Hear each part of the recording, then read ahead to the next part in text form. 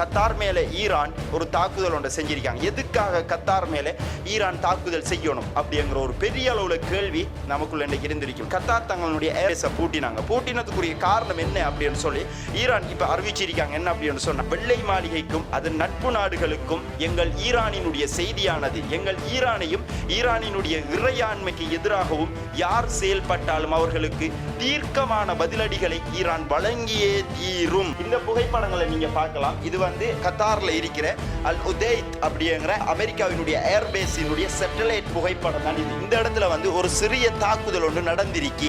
ஈரானினுடைய foreign minister இன்னைக்கு முக்கியமான கருத்து ஒன்று வெளியிட்டு இருக்கார், அப்பாஸ் ஆராய்ச்சி. என்ன அப்படின்னு சொன்னா,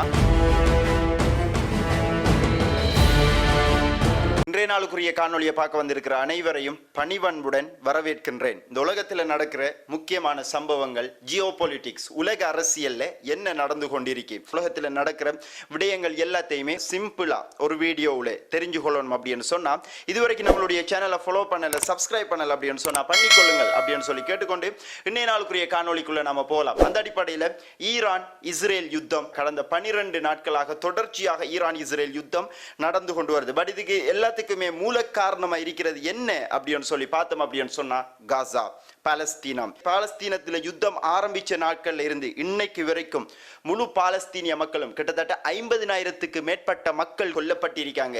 காசாவினுடைய மக்களுக்கு இன்னைக்கு வரைக்கும் ஒரு சொட்டு தண்ணீர் குடிக்கிறது கடும் கஷ்டமா இருந்து கொண்டிருக்கு. அவங்களுக்கு தண்ணி இல்லை. இப்ப நோ எலக்ட்ரிசிட்டி. கிட்டத்தட்ட 2 வருஷம் காசாவினுடைய மக்கள் வாழ்ந்து கொண்டிருக்காங்க. இலை கொலைகளை தான் உண்டு இன்னைக்கு அவங்க உயிர் வாழ்ந்து கொண்டிருக்காங்க. மிக கொடுமையான ஒரு சூழ்நிலையிலே காசாவினுடைய மக்கள் இருந்து கொண்டிருக்காங்க. தொடர்ச்சியான குண்டு வீச்சு, தொடர்ச்சியான தாக்குதல், இருப்பிடங்கள் அத்தனையும் இழந்து போயிருந்துச்சு காசா. ஆனாலும் சுதந்திர போராட்டத்திற்கான அவர்களினுடைய உறுதிப்பாட்டை என்றுமே காசா இழக்கவில்லை. எங்களுக்கு ஒரே ஒரு குறிக்கோள் தான், அது பாலஸ்தீனம் மட்டும்தான். அது கிடைக்கும் நாங்க தொடர்ச்சியாக போராடி கொண்டிருப்போம் அப்படின்னு சொல்லித்தான் இன்னைக்கு காசாவினுடைய போராளிகளான ஹமாஸ் தொடர்ச்சியாக காசாவினுடைய பிரதேசத்தையும் காசாவினுடைய மண்ணையும் ஒரு புடி மண்ணை கூட விட்டு கொடுக்காமல் தொடர்ச்சியாக காசாவினுடைய போராளிகள் போராடி கொண்டு வராங்க. இவங்களுக்கு ஆதரவாக இருக்கிற ஒரு நாடுதான் ஈரான். மத்திய கிழக்குல பொருளாதார ரீதியாக பெரிய அளவுல எந்த முன்னேற்றமும் அடையாத ஈரான், அதாவது மத்திய கிழக்கு நாடுகள் எடுத்து பார்க்கல, United Arab Emirates, Qatar, Saudi Arabia, Bahrain, அதே மாதிரி ஓமான், மத்த நாடுகள் எல்லாமே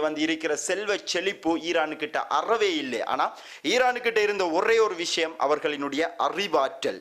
அந்த அறிவாற்றலால இன்னைக்கு காசாவினுடைய மக்களுக்கு தொடர்ச்சியாக உதவி செஞ்சு கொண்டிருந்தாங்க. அதுல ஆரம்பிச்ச யுத்தம் இன்னைக்கு கத்தார் வரைக்கும் வந்திருக்கு. கத்தார் மேல ஈரான் ஒரு தாக்குதல் ஒன்றை செஞ்சிருக்காங்க. எதுக்காக கத்தார் மேல ஈரான் தாக்குதல் செய்யணும் அப்படிங்கிற ஒரு பெரிய அளவுல கேள்வி நமக்குள்ள இன்னைக்கு இருந்திருக்கும். ஈரானினுடைய முக்கியமான நட்டான்ஸ், இஸ்ஃபஹான், அதே போன்று ஃபோர்டோ 3 முக்கியமான யுரேனியம் செறிவேற்ற நிலையங்களை அமெரிக்காவினுடைய B-2 விமானம் மிக கச்சிதமாக செஞ்சாங்க. அமெரிக்காவினுடைய பேசஸ்கள் இருந்துதான் ஈரானை இந்த விமானங்கள் தாக்கியிருக்கணும். சோ ஈரானினுடைய இன்டெலிஜென்ஸுக்கு இந்த விமானங்கள் எங்கே இருந்து வந்துச்சு அப்படிங்கிற தகவல் இன்னைக்கு கிடைச்சிருக்கணும். கிடைச்சதன் காரணத்தால தான் கத்தாருக்கு ஈரான் அடிச்சிருக்காங்க அப்படிங்கிறது இதுல இருந்து நமக்கு தெளிவா புலனாகுது. ஆனாலும் கத்தாரினுடைய அல் உதைத் அப்படிங்கிற காலி செய்யப்பட்ட ஏர்பேஸ், எந்த விதமான ஒரு விமானங்களும் இல்லை, யாருமே இல்லாத ஒரு இடத்துக்கு தான் ஈரான் அடிச்சிருக்காங்க. இந்த தாக்குதல் நடத்துறதுக்கு முன்னாடியே நீங்க எல்லாரும் பார்த்திருப்பீங்க, ஒரு 3-4 மணித்தியாலங்களுக்கு முன்னாடி கத்தார் தங்களுடைய ஏர்பேஸை பூட்டினாங்க. பூட்டினதுக்குரிய காரணம் என்ன அப்படின்னு சொல்லி ஈரான் இப்ப அறிவிச்சிருக்காங்க. என்ன அப்படின்னு சொன்னா, கத்தாரு கிட்ட நேரடியாகவே நாங்க செல்லிட்டோம், உங்களுடைய ஏர்பேஸுக்கு நாங்க அடிக்க போறோம் அப்படின்னு சொல்லி போட்டு நாங்க கத்தாருக்கு அடிச்சிருக்கோம் அப்படின்னு சொல்லி ஈரான் இப்ப சொல்லியிருக்காங்க. சோ இதன் காரணமாகத்தான் கத்தார் நேரத்தோட அவங்களுடைய ஏர்பேஸை பூட்டி இருந்தாங்க. பிறகுதான் 14 மிசைல் அடிக்காங்க. 14 மிசைலுமே பெரிய அளவில் எந்த விதமான ஒரு தாக்கத்தை செலுத்துறதுக்காக ஈரான் இதை அடிக்கல. அடிச்ச காரணம் என்ன அப்படின்னு சொன்னா, கத்தாருக்குள்ளே இருக்கிற அமெரிக்கன் பேசஸ் டிஃபென்ஸ் சிஸ்டம் எப்படி இருக்கு அப்படின்னு பார்க்கிறதுக்காக மட்டும்தான் இந்த தாக்குதலை ஈரான் செஞ்சிருக்காங்க. அதாவது இந்த தாக்குதல் செஞ்சதுக்கு அப்புறம் ஈரான் சொல்லியிருக்காங்க, IRGC நேரடியா சொல்லியிருக்காங்க. என்னன்னு சொன்னா, வெள்ளை மாளிகைக்கும் அதன் நட்பு நாடுகளுக்கும் எங்கள் ஈரானினுடைய செய்தியானது, எங்கள் ஈரானையும் ஈரானினுடைய இறையாண்மைக்கு எதிராகவும் யார் செயல்பட்டாலும் அவர்களுக்கு தீர்க்கமான பதிலடிகளை ஈரான் வழங்கியே தீரும் அப்படின்னு ஈரான் சொல்லியிருக்காங்க அப்படின்னு சொன்னா ஈரான் இருக்கிற செட்டப் இப்ப நம்ம பார்த்தோம் அப்படின்னு சொன்னா யாரு வந்தாலும் எங்களுக்கு பிரச்சனை இல்லை, எவன் வந்தாலும் பிரச்சனை இல்லை, காசாவுக்கு சுதந்திரம் கிடைக்கும் வரை இவ்வளவு காலமாக காசாவுல மக்கள் அழிஞ்சு கொண்டிருக்க போல இங்க கிளப் நடத்திக்கு டான்ஸ் அடிச்சு இருந்த அரபிகள், அதாவது அரபிகளினுடைய கவர்மெண்ட் தேவையில்லாத ஒரு கவர்மெண்ட் அப்படி என்றுதான் இன்னைக்கு அரபிகளினுடைய கவர்மெண்ட்டுக்கு எதிராகவும் ஈரான் கொடுத்திருக்கிற முக்கியமான ஒரு எச்சரிக்கையாக இந்த தாக்குதல் பார்க்கப்படுது. அதாவது ஈரானியன் ஒப்சர்வர் இன்னைக்கு சொல்லியிருக்காங்க என்ன அப்படின்னு சொன்னா, கத்தார் மக்களுக்கும் எங்களுக்கும் ஒரு பிரச்சனையுமே கிடையாது, கத்தார் மக்களை குறிவைத்து ஒரு பொழுதும் ஈரான் தாக்குதல் செய்யாது, கத்தாரும் ஈரானும் ஏனைய அரபு நாடுகளை விட ஒற்றுமையாக இருக்கிற நாடுதான் கத்தாரும் ஈரானும். ஏதோ ஒரு வகையில மத்தியஸ்தம் வகிச்சு நிறைய யுத்த நிறுத்தங்களுக்கு முன்னின்று செயற்பட்ட ஒரு நாடு கத்தார். கத்தார் ஊடாக மாத்திரமே இஸ்ரேலினுடைய செய்தியும் அமெரிக்காவினுடைய செய்தியும் ஈரானுக்கு சென்றது. ஆக கத்தாரினுடைய கவர்மெண்ட் ஈரானுக்கு எதிரி இல்லை, அப்படித்தான் கத்தாரினுடைய கவர்மெண்ட் நினைச்சிருப்பாங்க அப்படிங்கிறதுல எந்த ஒரு மாற்று கருத்துக்களும் இல்லை. இப்ப கத்தாருக்கு அமெரிக்காட சைட்டுக்கு மிரிக்கணும், அதே மாதிரி ஈரான் சைட்டுக்கு மிரிக்கணும். இப்ப நான் சும்மா ஒரு உதாரணத்துக்கு சொல்றேன். இப்ப நம்ம வீட்டுக்குள்ள ஒருத்தன் படுத்துக்கிறான், அவனை ஒன்னும் செஞ்சிக்க மேலா நமக்கு, அவன் நம்ம சொந்தக்காரன் அவர் இருக்கான், அவனை ஒழிப்பிக்க மேலா கொஞ்ச நாளைக்கு நான் படுக்க போறேன் இருக்க போறேன் என்ன விடு அப்படின்னு சொல்லி வீட்டுக்குள்ள வந்திருக்கான். வீட்டுக்குள்ள இருக்கிற நாம அவனை நீ விடகரங்க போ அப்படின்னு செல்லலாமா அப்படின்னு செல்லலாம். என்ன பிரச்சனை, அவன் வீட்டுக்கு வாடகை தாரணை அவனை காசை நம்ம வாங்கி எடுத்துட்டோம், திடீர்னு அவனை போச்சு அவன் போக மாட்டான். அப்ப நம்ம போக்காட்டை மேல எந்த அக்ரிமெண்ட் பண்ணி வச்சிருக்கோம். கத்தார்ல அமெரிக்கன் பேஸ் கிட்டத்தட்ட 10-15 வருஷத்துக்கு அக்ரிமெண்ட் பண்ணி வச்சிருக்காங்க, நாங்க இந்த இடத்துல நிதிப்போம் அப்படின்னு சொல்லி.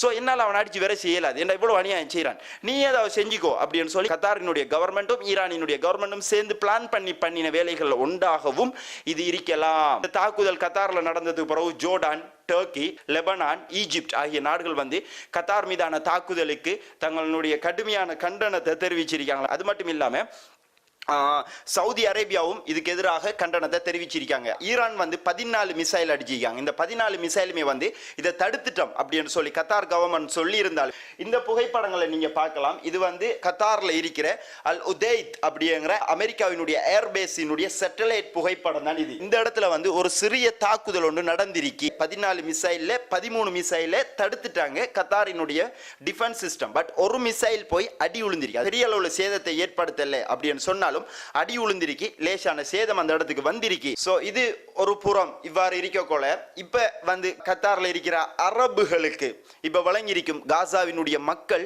இவ்வளவு காலமாக எந்த அளவுக்கு கஷ்டப்பட்டிருக்காங்க, 2 வருஷமா இந்த நிலைமை இல்லை, இதையும் விட பயங்கரமான நிலைமையில காசா இருந்து கொண்டிருக்கு அப்படிங்கறத அரபுகளுக்கு ஈரான் காட்டிருக்கு. இத பாருங்க கொஞ்சம், காசாவினுடைய நிலைமை இவ்வளவு காலமாக காசா பயங்கரமான நிலைமையில காசா இருந்துச்சு அப்படிங்கறத ஈரான் காட்டியிருக்காங்க. இந்த தாக்குதலூடாக ஈரான் மத்திய கிழக்குல எந்த ஒரு நாட்டுக்கும் எந்த ஒரு சந்தர்ப்பத்திலையும் வரும் நாட்கள்ல தாக்குதல் நடத்தலாம். அது மட்டும் இல்லாம ஈரானினுடைய ஃபாரின் மினிஸ்டர் இன்றைக்கு முக்கியமான கருத்தொன்று வெளியிட்டு இருக்கார், அப்பாஸ் ஆராய்ச்சி. என்ன அப்படின்னு சொன்னா, இப்ப நாங்க அடிச்சது சும்மா லைட்டா ஒரு அடி ஒன்று அடிச்சிருக்கோம் அவ்வளவுதான், ஆனா இதுக்கு பிறகு அமெரிக்கா ஏதாவது செய்வாங்க அப்படின்னு சொன்னா எங்களுடைய தாக்குதல் அப்படிங்கிறது மிக கடுமையாக இருக்கும் அப்படின்னு சொல்லியிருக்காங்க. அது மட்டும் இல்லாம இப்ப அமெரிக்காவில் மீட்டிங் ஒன்று போயிருந்துச்சு. என்ன அப்படின்னு சொன்னா, ட்ரம்புக்கும் அவர்களுடைய பாதுகாப்பு படைப்பிரிவினுடைய தளபதிக்கும் துணை ஜனாதிபதி ஆகியவங்க எல்லாருமே சேர்ந்து ஒரு மீட்டிங் ஒன்றில் இருந்திருக்காங்க. இந்த மீட்டிங்ல அவங்க முக்கியமாக குறிப்பிட்ட விடயம் என்ன அப்படின்னு சொன்னா, ஈரானினுடைய தாக்குதலுக்கு நாம பதில் செல்ல தேவையில்லை அப்படின்னு சொல்லி அமெரிக்காவினுடைய கவர்மெண்ட் உடனடியாக முடிவெடுத்து போட்டு ட்ரம்ப் ஒரு அறிவிப்பு செஞ்சிருக்கார். என்ன அப்படின்னு சொன்னா, இஸ்ரேலுக்கும் ஈரானுக்குமான 12 நாள் யுத்தம் முடிவுக்கு வருகின்றது, சமாதான உடன்படிக்கைக்கு இஸ்ரேலும் ஈரானும் வெட்டி விட்டாங்க, அவங்க 2 பேரும் இப்ப பேச்சுவார்த்தை செய்ய போறாங்க, உலகத்துக்கு வாழ்த்துக்கள் அப்படின்னு சொல்லியிருக்காங்க. என்னமோ பெரிய சமாதானத்தின் தூதுவன் மாதிரி ட்ரம்ப் சொல்லியிருக்கிறதான் இந்த இடத்துல நகைப்புக்குரிய விஷயங்களா இருக்கு. ட்ரம்ப் சொன்னா ஈரான் கேட்கிற மாதிரியும் இந்த ட்ரம்ப் இந்த அறிவிப்பை வெளியிட்டு இருக்கார். ஈரானுக்கு கடுமையா அடிச்சிட்டாங்க, அடிச்ச அடியில என்ன செய்யற அப்படின்னு தெரியாம கடைசியா காலில் விழுந்து மண்டிட்டு இருக்காங்க. அமெரிக்கா, இஸ்ரேல், மொத்த அரபு உலகமும் ஈரான் தனியே நின்று நாங்க ஆரண்டு காட்டியிருக்கோம் அப்படிங்கிறது தான் ட்ரம்பினுடைய இந்த அறிவிப்புக்கு பின்னால இருக்கிற விடயம். இனி ஈரான் சொல்றத அவங்க கேட்டுத்தான் ஆகணும். அப்படி ஈரான் சொல்றத அவங்க கேட்கல அப்படின்னு சொன்னா மீண்டும் இந்த யுத்தம் வெடிக்கும். இப்ப இஸ்ரேல் என்ன செஞ்சாங்க அப்படின்னு சொன்னா, அரபு நாடுகள் எல்லாத்துக்கிட்டையுமே போய் சொல்லியிருக்காங்க, நமக்கு இனி இந்த யுத்தம் தேவையில்லை, நாம ஈரானோட சமரசம் செய்வோம். என்னடா அவன் எங்களை கடுமையா அடிச்சு போட்டான். அதான் அதுல இருக்கிற முக்கியமான விஷயம். என்னடா ஈரான் அடியை தாக்கு பிடிக்க முடியாம இன்னைக்கு இஸ்ரேல் அரபு நாடுகள் தலைவர்கள்ட்ட போய் சொல்லிக்காங்க, நீங்க ஈரான் போய் கதைங்களேன், கொஞ்சம் கதைச்சல் அப்படின்னு சொன்னா ஈரான் கொஞ்சம் அடங்குவானுங்கள், அப்பதான் நாங்களும் கொஞ்சம் அடிபடாம இருக்கலாம் அப்படிங்கிறதுக்காக அரபு நாட்டு தலைவர்களை வச்சு ஈரான் கழிச்சிக்காங்க. இந்த யுத்தத்தை நாம முடிப்போம். அதுக்கு ஈரான் என்ன சொல்லிக்காங்கடா, நீ நினைக்கக்குள்ள யுத்தத்தை தோங்குறதுக்கும் நீ நினைக்கக்குள்ள யுத்தத்தை முடிக்கிறதுக்கும் அது இயலாது, நாங்க இந்த ப்ரொபோசலை ஏற்றுக்கொள்ளவே மாட்டோம், உங்களுக்கு அடிப்போம் அப்படின்னு தான் ஈரான் ஒத்த காலில் நிற்கானுங்கள். எவன் வந்தாலும் பிரச்சனை இல்லை, அவனுக்கு நாங்க அடிப்போம் அப்படிங்கிற ஒத்த முடிவோட ஈரான் இப்ப இறங்கியிருக்காங்க அப்படிங்கிறது மட்டும், அதாவது ஈரான் வந்து கட்டும் ஸ்ட்ராங்கா ஈரான் இறங்கியிருக்காங்க அப்படிங்கிறது, முழுமையா ஈரான் இறங்கி அடிக்காங்க அப்படிங்கிறது இப்ப அமெரிக்காவுக்கு விளங்கியிருக்கு. ஈரான் பயங்கர திட்டத்தோட தான் இறங்கியிருக்காங்க. கிட்டத்தட்ட ஃபாக்ஸ் நியூஸ் கூட தகவல் வெளியிட்டு இருந்தாங்க, என்னடா வார 6 மாதத்துக்குரிய பிளானிங்கே ஈரான் போட்டுட்டாங்களாம். யுத்தம் இப்படி தணிக்கணும், இந்த நாளில் எத்தனை மிசைல் போகணும், இப்படி அடிக்கணும், இந்த திட்டங்களை மாற்றணும், இந்த உலக நாடு எது வந்தாலும் பிரச்சனை இல்லை நம்ம மாறி அடிக்கணும் அப்படின்னு சொல்லி ஈரான் பிளான்லாம் போட்டு வச்சுட்டாங்க. ஸோ இது எல்லாத்தையுமே அறிஞ்ச அமெரிக்கா இப்போ வந்து இந்த யுத்த நிறுத்தத்துக்கு வந்திருக்கிறதும் ஈரான் காலில் அவங்க விழுந்திருக்காங்க. அது மட்டும் இல்லாம இப்போ இந்த யுத்தங்களுக்கெல்லாம் முக்கியமான காரணம் என்ன, யுரேனியம் வந்து ஈரான் செறிவேற்றாங்க, அணு ஆயுதம் தயார் செய்ய போறாங்க அப்படின்னு சொல்லி தான் ஈரானுக்கு இவங்க அடிக்க ஸ்டார்ட் பண்ணாங்க. பட் இப்போ அமெரிக்கா என்ன சொல்லியிருக்காங்க அப்படின்னு சொன்னா, 400 கிலோகிராம் 60% செறிவேற்றப்பட்ட யுரேனியம் ஈரான் எங்க வச்சிருக்காங்க எங்களுக்கு தெரியாது. இந்த யுரேனியத்தின் மூலமாக ஈரான் 10 நியூக்ளியர் பொம்முகளை செட் பண்ணலாம் அப்படின்னு சொல்லியிருக்காங்க. இதுக்கு அர்த்தம் என்ன அப்படின்னு சொன்னா, அமெரிக்காவே ஒப்புக்கொண்டிருக்காங்க. இது வந்து அமெரிக்காவினுடைய பத்திரிகைகளை வெளியிட்ட செய்தியானது என்னத்தை சொல்லுது அப்படின்னு சொன்னா, ஈரானுக்கு ஆல்ரெடி நியூக்ளியர் பொம்பு இருக்கிறதன் காரணத்தால தான் ஈரான் இவ்வளவு இறங்கி அடிச்சு கொண்டிருக்காங்க.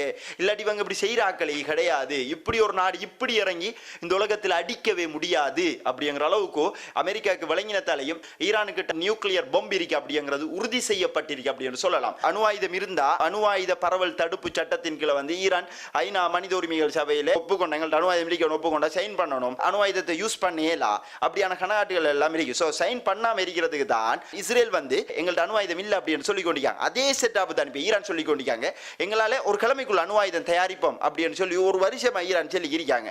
அதுக்கு அர்த்தம் என்னன்னா, எங்கள்ட்ட அணு ஆயுதம் இருக்கி நாங்க விரும்புற டைமுக்கு நாங்க அடிப்போம் அப்படின்னு அனுப்பி ஈரான் இந்த அளவுக்கு இறங்கி அடிக்காங்க அப்படிங்கிற இதுல நமக்கு ஊர்ஜிதம் செய்யப்படுது அப்படின்னு சொல்லலாம். தொடர்ச்சியா பார்த்தோம் அப்படின்னு சொன்னா, ஈரானினுடைய கஸ்பியன் கடலுக்கு அருகில் இருக்கிற லஹிஜான் பிரதேசங்களை குறிவைச்சு இஸ்ரேல் வான்வழி தாக்குதல் செஞ்சிருக்காங்க. சோ இப்ப இந்த பேச்சுவார்த்தை மீண்டும் இஸ்ரேலால முறியடிக்கப்பட்டு மீண்டும் இந்த யுத்தம் பெரிதாவதற்குரிய வாய்ப்புகளும் அதிகமாக இருக்கு. சோ மீண்டும் ஈரான் இந்த சமாதானத்துக்கு போகுமா அல்லது ஈரான் சமாதானத்திற்கு போகாதா, இஸ்ரேலை மொத்தமாக அழித்து விட்டு தான் நாங்க மத்த வேலையை செய்வோமா அப்படிங்கறத ஈரான் தான் இதுல இப்ப முடிவெடுக்க வேண்டியிருக்கு. ஈரானினுடைய முடிவு கிடைச்ச உடனே அடுத்த வீடியோவை நம்ம பதிவு செய்வோம். இதுவரைக்கும் நம்மளுடைய வீடியோவை பார்த்ததுக்கு மிக்க நன்றிகள். தொடர்ச்சியாக இது போன்ற தகவல்கள் நீங்களும் தெரிஞ்சு கொள்ளணும் அப்படின்னு சொன்னா, இதுவரைக்கும் நம்மளுடைய சேனலை ஃபாலோ பண்ணல, சப்ஸ்கிரைப் பண்ணல அப்படின்னு சொன்னா பண்ணிக்கொள்ளுங்கள் அப்படின்னு சொல்லி கேட்டுக்கொண்டு இந்த வீடியோவில் இருந்து விடைபெறுகின்றேன். மிக்க நன்றிகள்.